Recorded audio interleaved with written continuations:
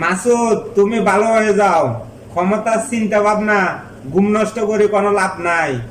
তোমাদের পক্ষে ক্ষমতা যাওয়া কোনোভাবে সম্ভব না, কারণ তোমাদের জনসমর্থন নাই। এখন যারা লাফালাফি করতে আছে তারা দুর্নীতি আর লুটপাট করার জন্য লাফালাফি করতে আছে। তারা ক্ষমতা গেলে জনগণের উন্নয়ন হবে না, দেশের উন্নয়ন হবে না। তারা আছে লুটপাট আর দুর্নীতি নিয়ে। যেভাবে জামাতের নেতা মাসুদের মুখে দিতে আছে যে আমাদের পোস্টারের উপরে অন্যান্য দলের পোস্টার গুলো লাগানো হচ্ছে, মানে অন্যান্য দলের ভিতরে সেই শিষ্টাচার নাই।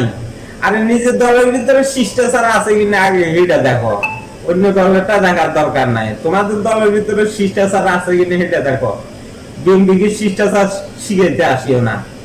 দেখেন, ভিডিওটা দেখলে আপনারা বুঝতে পারবেন জামাতে ইসলামের যত পোস্টার গুলো আছে বিএনপির পোস্টারের উপর দিয়ে তারা লাগাই দিতে আছে। তো শিষ্টাচার কার ভিতরে নাই আবার দেখেন। পোস্টারের উপর আরেকজন পোস্টার লাগিয়ে দেয়। এই রাজনৈতিক সৌজন্যতা যারা দেখাতে পারে না, তারা জনগণের ভোটের প্রতি সৌজন্যতা কি করে দেখাবে?